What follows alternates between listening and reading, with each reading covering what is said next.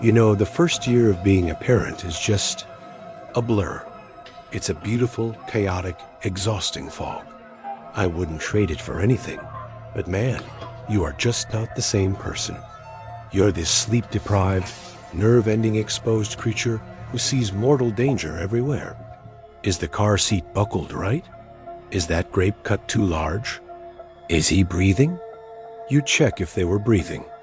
I checked. All the time. My wife, Sarah, and I were finally getting into a groove with our daughter, Lily. She was 18 months old. Just a little tornado of pure joy. And my favorite part of the day, my absolute sanctuary, was our trip to the park. We lived near this great little community park. It was perfect.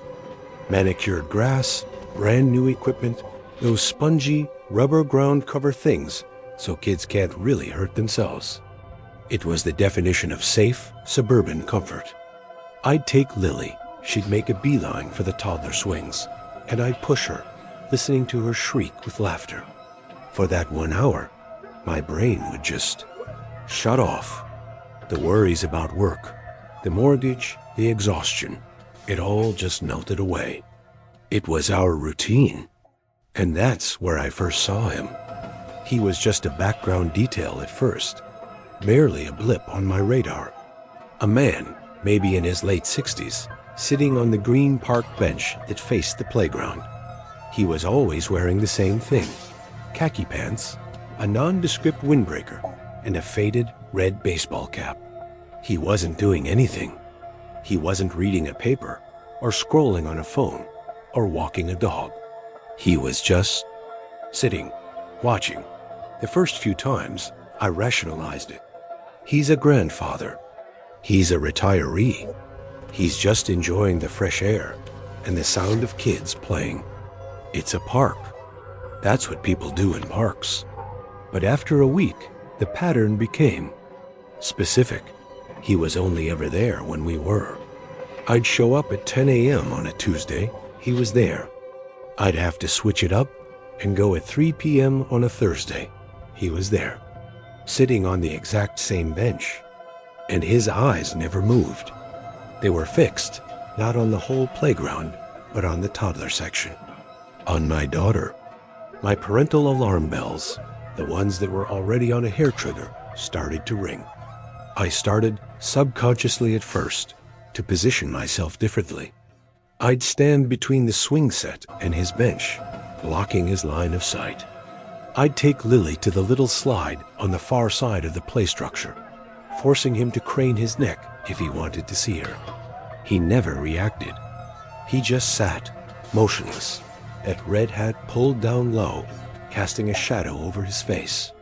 I mentioned it to Sarah one night. Hey, is it weird that there's this old guy at the park every time I go? He just stares. She was multitasking, trying to pay bills and watch a cooking show at the same time.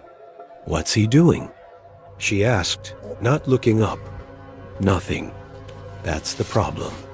He just sits there and watches the kids. She finally looked at me with that "you're being a new dad" smile.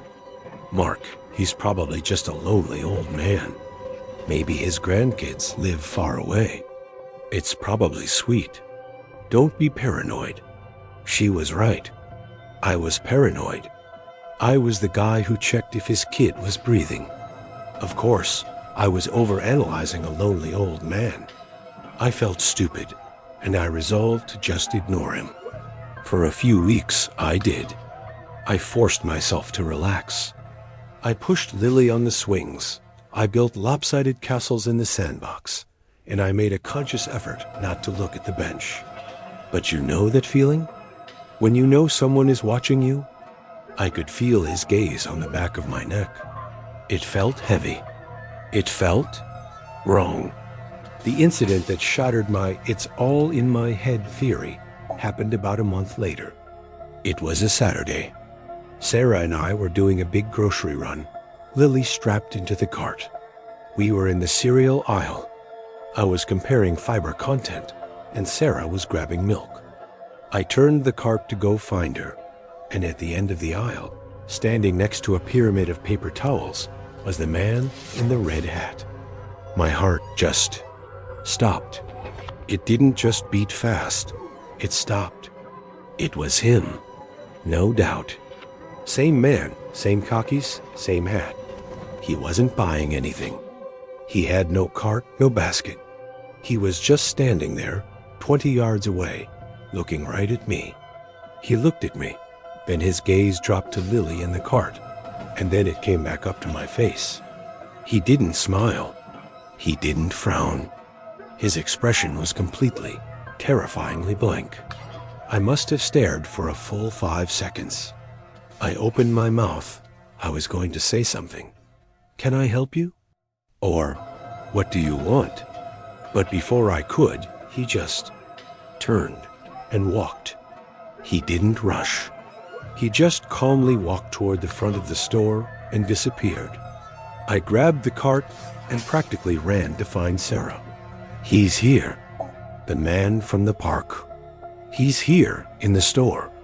She was instantly alarmed by my panic. "What? Mark, what are you talking about?"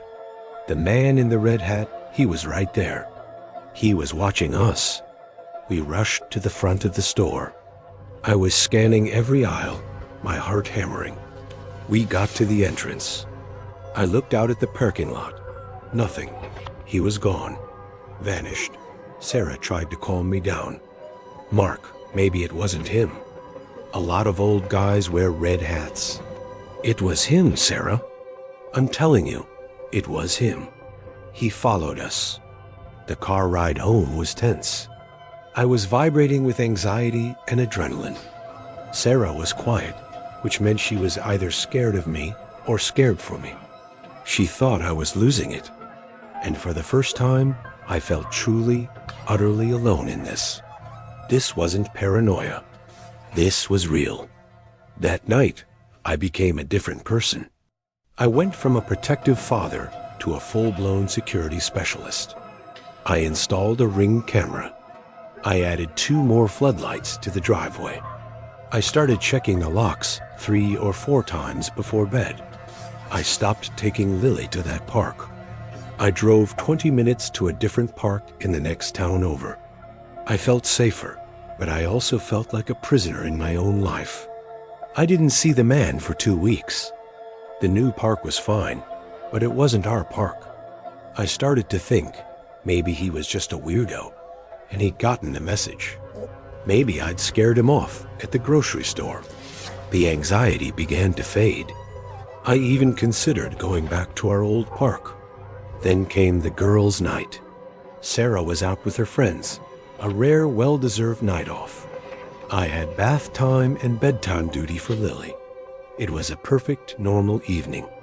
I got Lily down. She was fast asleep by 7:30. I cleaned up the kitchen, grabbed a beer, and settled on the couch to watch the game. I was relaxed. I felt normal. Around 10 o'clock, my phone buzzed. A notification from the Ring camera. Motion detected at your front door. It was probably just a raccoon. Or a pizza delivery for the wrong house. I opened the app. The live feed flooded my screen. And there he was. The man in the red hat. He was standing on my porch. On my property. He was illuminated in the eerie black and white of the night vision camera. He wasn't ringing the bell. He wasn't knocking. He was just standing on the doormat, staring directly into the camera lens. Directly at me. I couldn't breathe. My blood turned to ice. This was it. This was the confrontation. I was about to call 911. My thumb was hovering over the emergency icon. Then he moved. He reached slowly into the pocket of his windbreaker. My mind screamed, "Gun? Knife?" He pulled out an envelope. An old, slightly yellowed envelope. He held it up to the camera, as if to make sure I was watching. Then he knelt, slowly, his joints seemingly stiff, and he slid it under my front door. He stood up, gave one last, long look into the camera, and then turned and walked calmly off my lawn, disappearing into the darkness. I sat there, on my couch, for what felt like an hour. I was paralyzed. What was in the envelope? A threat? A manifesto? A picture of my daughter? I could see it, just the white corner of it, peeking out from under the door. Finally, my terror was overcome by a desperate need to know. I double-bolted the chain.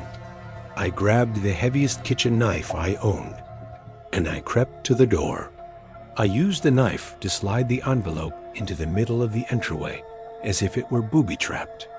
My hands were shaking so badly, I could barely pick it up. It was addressed to Sarah. Just Sarah. No last name. I opened it. Inside wasn't a letter. It was a photograph. A faded, creased color photo from the late 90s. It was a picture of a teenage girl with a much younger-looking Sarah's unmistakable smile, holding a newborn baby. Standing next to her, his arm around her, was a boy with dark, curly hair. He was wearing a red baseball cap. I didn't understand. I flipped the photo over. There was shaky, handwritten text on the back. He died last month. He never got to meet his grandson. You can't just erase them. He's been looking for you. He deserves to know his son's son. I read it 5 times. My brain just couldn't process the words. Son? I looked at the picture again. The boy, the red cap. I looked at the envelope. It had a return address. A local hospice. Just then, I heard a car in the driveway. Headlights swept across the living room wall. Sarah was home. She walked in, flushed and happy from her night out. Hey, how was it? Was Lily good? I just stood there in the entryway, holding the knife in one hand and the photograph in the other. Her smile evaporated. Mark, what's wrong? What is that?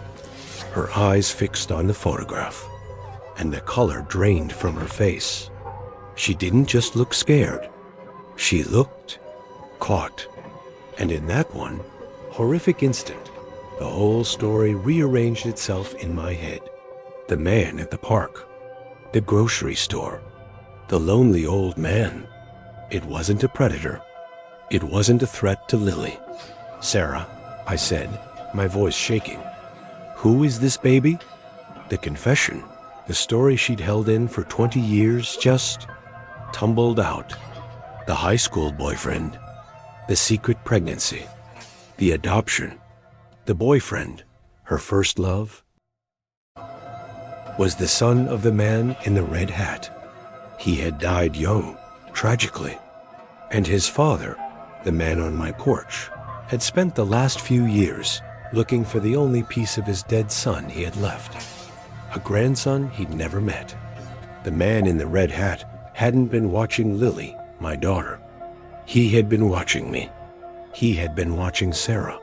He was trying to figure out who we were, if this new family was the one his son's child was in. He wasn't a monster. He was just a grandfather, broken by grief, trying to find the last link to his son. He wasn't a threat.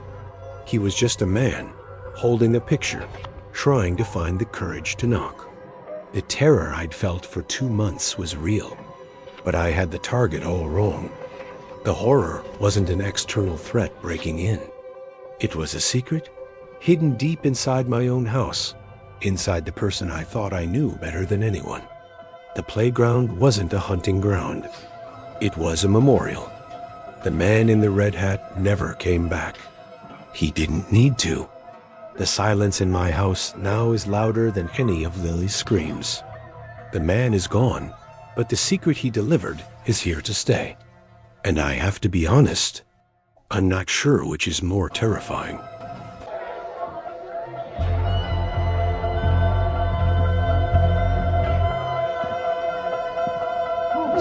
We were stupid kids. I mean, all kids are stupid, but we were a special breed. This was the summer I turned 15, and our groupmate, my best friend Josh, his new girlfriend Chloe, and this other kid, Sam, we owned the night. Or at least, we owned Oak Ridge Park after the sun went down. Our parents all thought we were at each other's houses, playing video games or watching movies.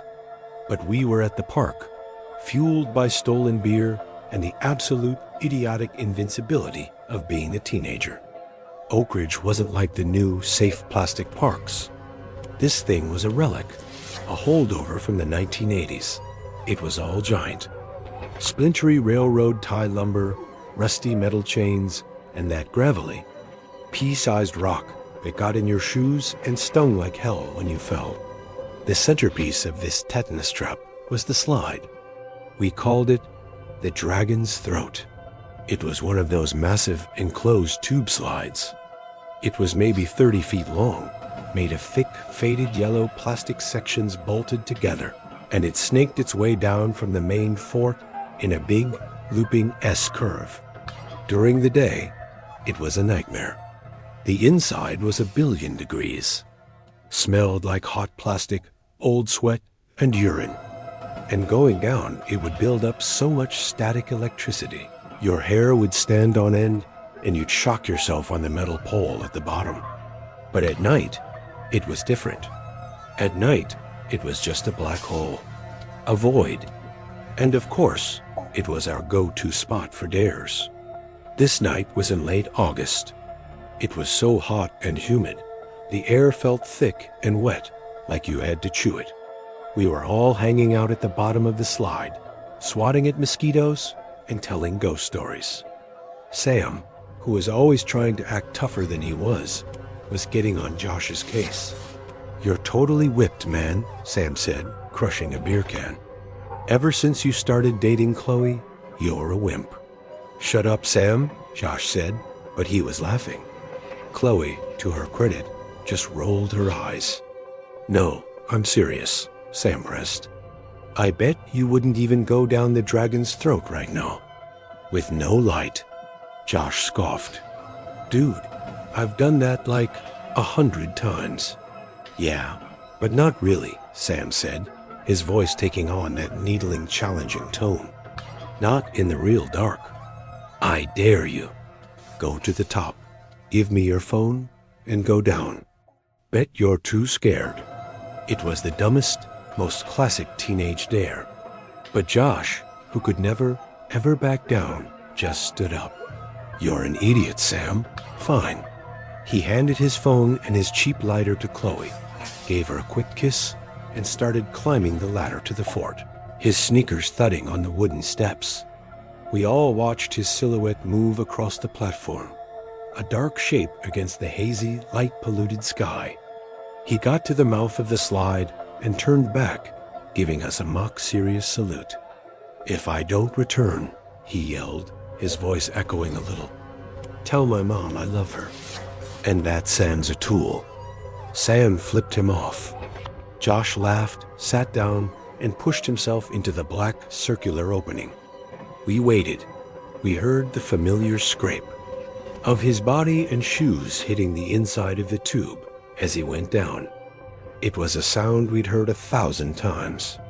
And then it stopped. We all stood at the bottom, waiting for him to come flying out, covered in static and dirt. 1 second passed, 2. "Haha, very funny, Josh." Chloe called out, her voice a little shaky. "Stop messing around and come out."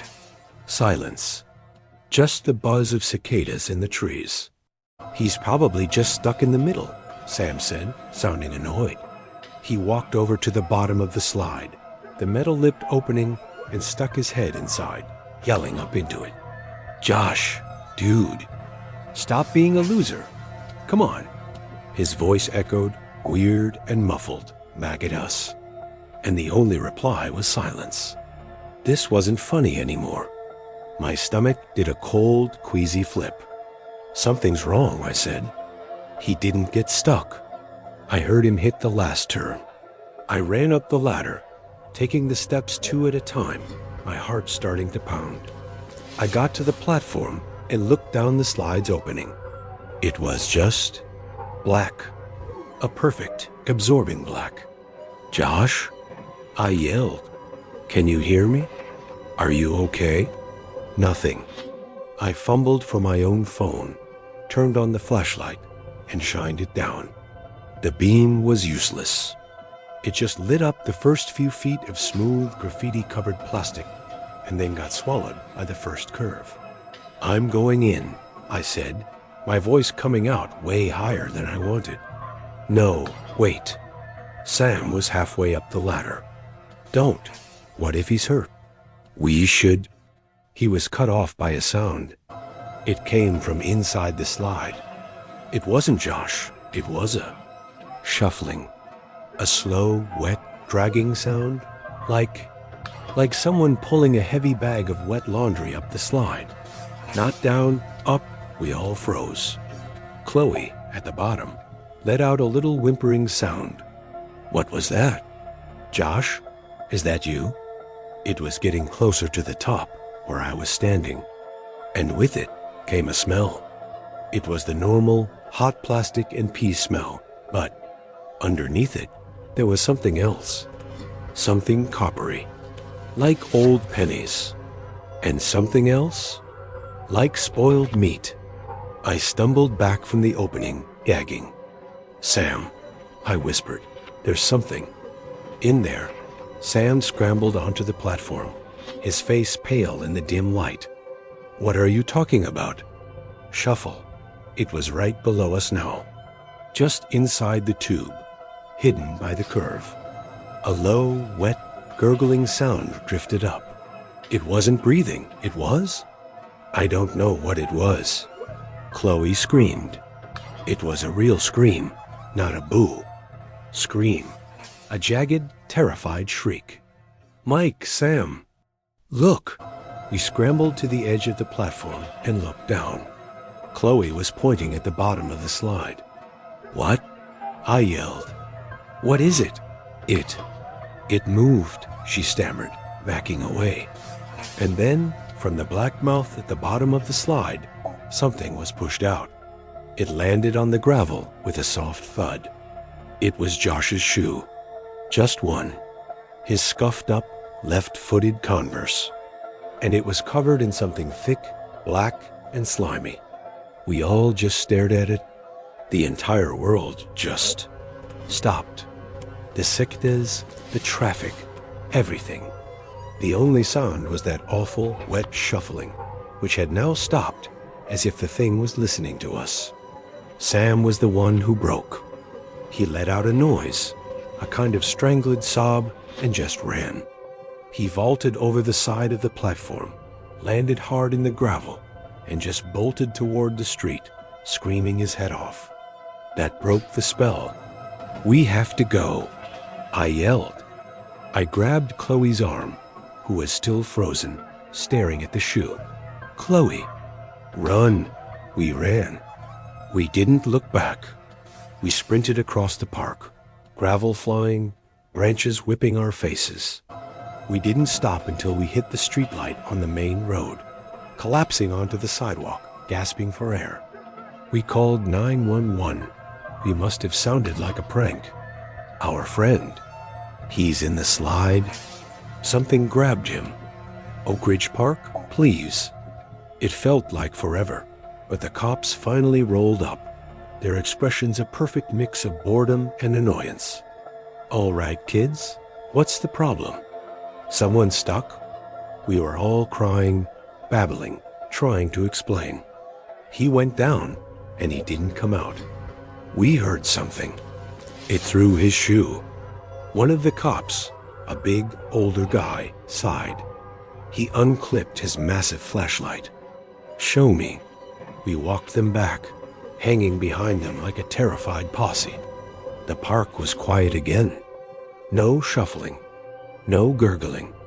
Josh's shoe was still there, sitting on the gravel like a morbid little trophy. The older cop shined his light on it. Okay, he said, his voice suddenly losing its boredom. He walked to the bottom of the slide and aimed his flashlight beam, which was 1,000,000 times more powerful than my phone's, up into the tube. He just stood there for a long time. The other, younger cop went to the top, See anything, Frank? The younger cop called down. Frank didn't answer. He just reached his arm deep into the slide. He was pulling something out. He dragged out an old, moldy canvas backpack. He held it by a strap, away from his body, and dumped it onto the gravel. A cascade of things fell out. A half-dozen wallets, their leather green with mold. An old-school Walkman. A single muddy high heel. 3 different keychains, one with a little Eiffel Tower, one with a B for Bart, and one from a car dealership. And shoes. So many shoes. Mostly single kids' sneakers. And at the bottom of the pile, a collection of small, polished bones. Animal bones. At least, I prayed they were animal bones.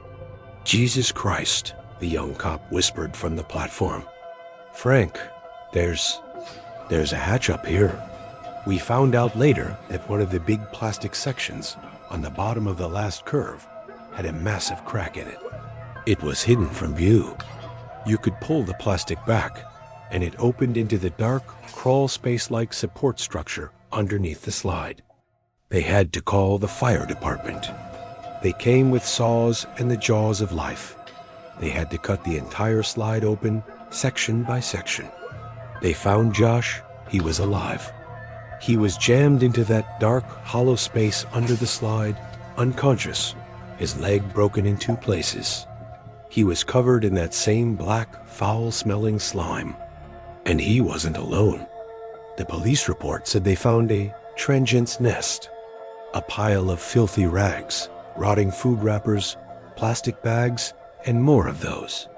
Trophies. They said disturbed homeless individual had been living in there, had grabbed Josh's ankle as he slid by and pulled him into the crawl space, probably getting scared off when we all started screaming. That's the official story. But I was at the hospital when Josh woke up. He was pale and shaking, his eyes wide and vacant. He whispered to me, his voice hoarse. It wasn't a man, Mike, he choked out. It was in the plastic, in the walls. I kicked it, and my foot, it went in. It was soft, and it was so strong. It didn't smell like a person. It smelled like the slide, like static and old Band-Aids. They tore down Oak Ridge Park the next week. The city council cited structural instabilities and unsafe equipment. But we knew the truth. We'd been playing on its front porch for years. We were just background noise. Until Josh. He was the first one it decided to invite inside. And I have never, ever set foot in a playground after dark again.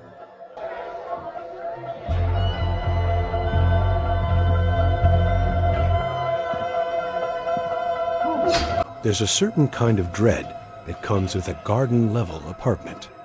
First, you learn that garden level is just a polite, real estate term for basement.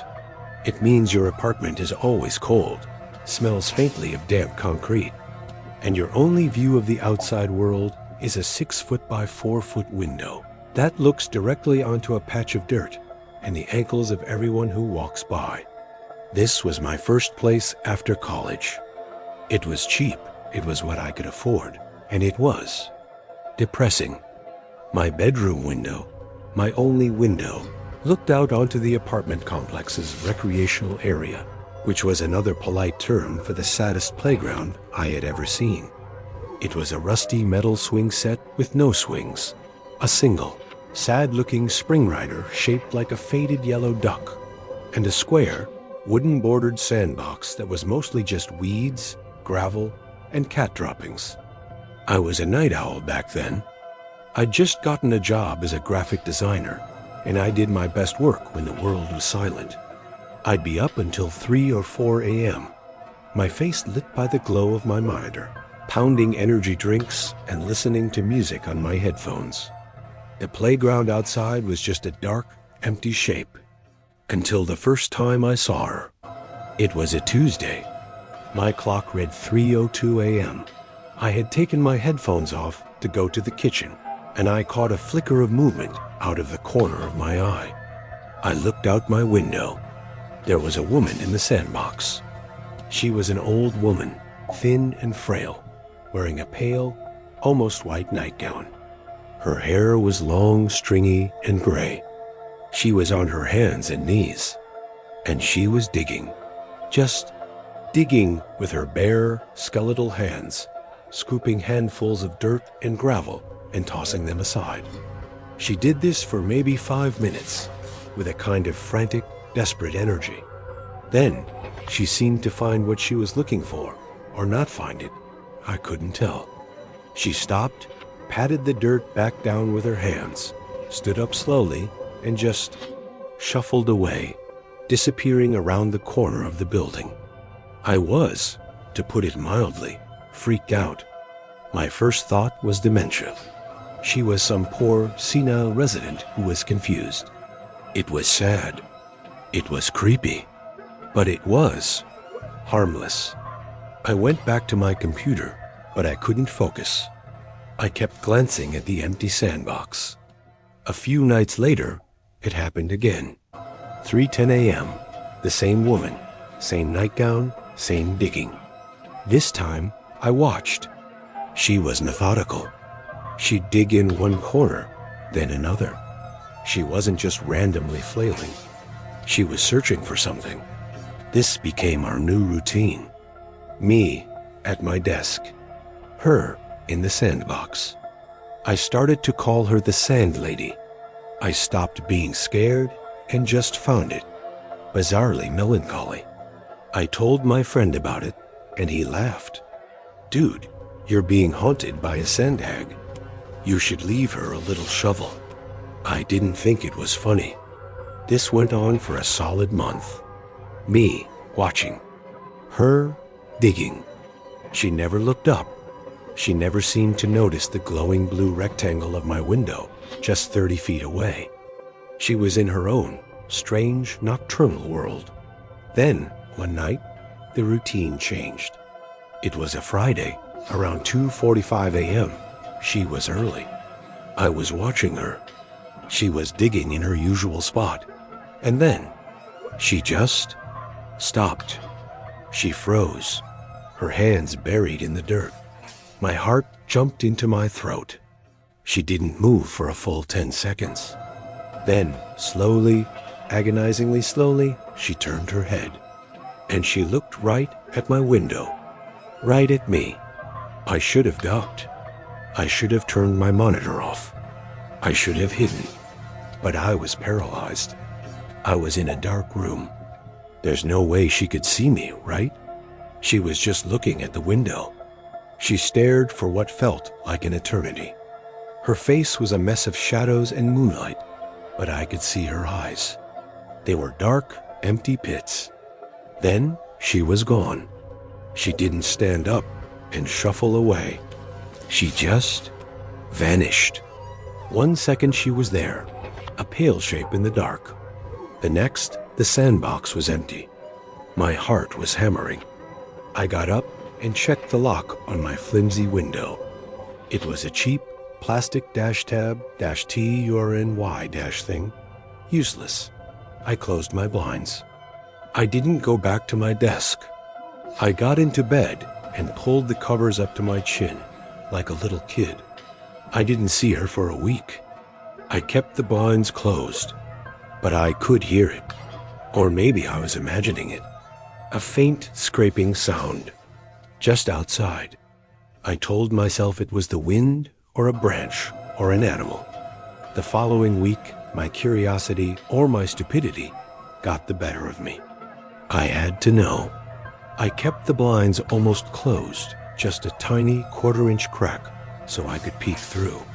3 a.m., right on schedule. She was back, but she wasn't digging. Not like before. She was placing something. She dug a small hole, took a little wooden box like a small jewelry box. From a pocket I couldn't see. and placed it in the hole. She covered it with dirt, patted the sand meticulously, and then she stood up. She looked right at my window, right at the tiny crack in the blinds, and she smiled. It was not a confused old lady smile. It was a full-toothed, sharp, and deeply, deeply aware smile. It was a smile that said, "I see you, little boy. I've been seeing you." I slammed the blinds shut so hard, I think I cracked the plastic. I backed away, my entire body shaking. This wasn't dementia. This was something else. This was wrong. I spent the rest of the night in my living room, on the couch, as far away from that window as I could get. The next night, I was a wreck. I was exhausted, but I knew I wouldn't sleep. I was in my kitchen, making coffee at 1 a.m. when I heard a noise that made my blood freeze. A scrape. It wasn't coming from the sandbox. The sandbox was 30 feet away. This was closer. It was coming from right outside. It was coming from the flower bed, the sad, mulch-filled patch of dirt directly under my bedroom window. I stopped breathing. I was in the kitchen, but I could hear it perfectly. She was there. She was at my window. A long, agonizing silence. I stood there, clutching my coffee mug for maybe 5 full minutes. She's gone, I thought. Please be gone. She just moved her spot. It's fine. I crept back into my bedroom. The blinds were shut tight, just as I'd left them. But I could feel her.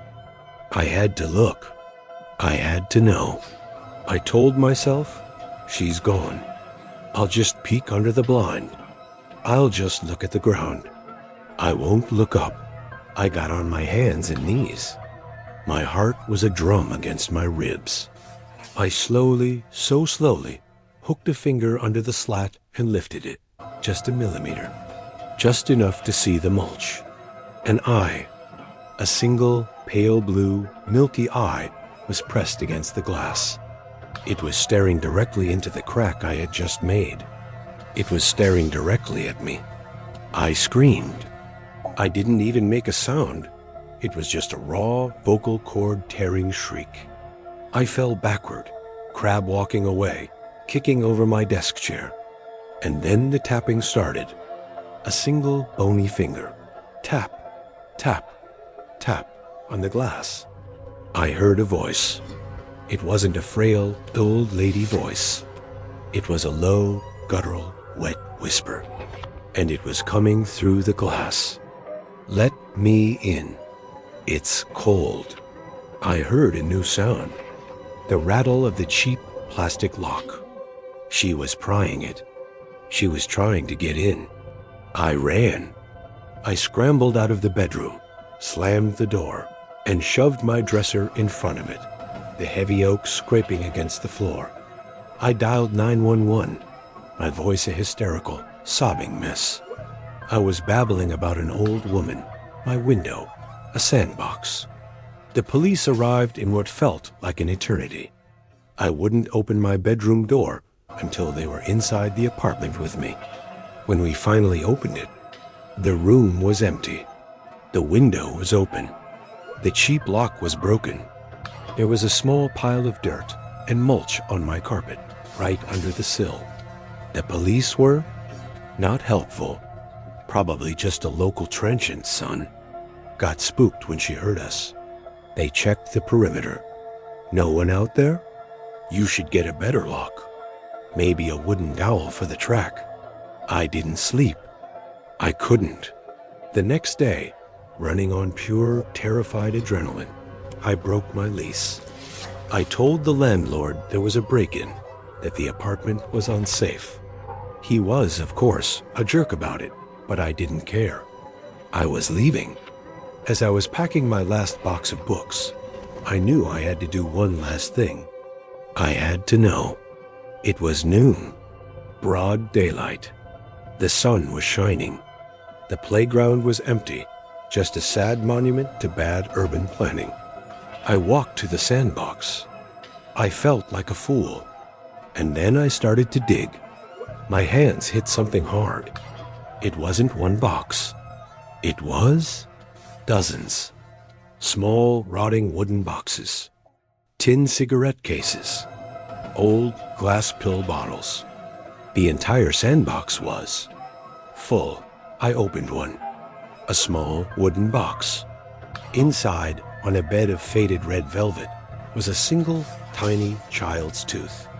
I opened another, a rusty Altoids tin. Inside was a lock of fine blonde hair, tied with a faded blue ribbon. I opened a third, a glass jar. A single glass cat's eye marble. A tarnished silver baby spoon. A porcelain doll's arm. A crumpled black and white photo of a child I didn't recognize. I suddenly, horribly, understood. She wasn't looking for anything. She was burying things.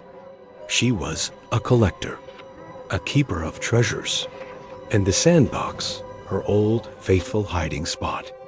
It was full. There was no more room. She needed a new place, a new garden. She wasn't a ghost. She wasn't senile. She was something else. And she had been watching me, waiting, choosing me. She wasn't trying to scare me. She was relocating. And that flower bed, right under my window, that was just the start. I threw the boxes down and ran. I left half my stuff. I just got in my car and drove. I broke my lease. I lost my deposit. And I never, ever looked back. I still have nightmares about that eye, pressed against the glass. And that voice. But the most terrifying part? The part that still makes me check my own locks, even though I live on the 3rd floor now? She wasn't trying to hurt me. I'm sure of it. She was inviting me. When she was prying at that lock. She wasn't just trying to get in. She was trying to give me a gift. She was trying to make me her new sandbox. And that's all for tonight. Remember, the most terrifying monsters are the ones that look just like us. The ones who might even live right next door. If these stories serve as a good reminder to trust your instincts, then show your support and like and subscribe. Hitting that bell means you'll get a warning before the next nightmare begins. Sleep well if you can.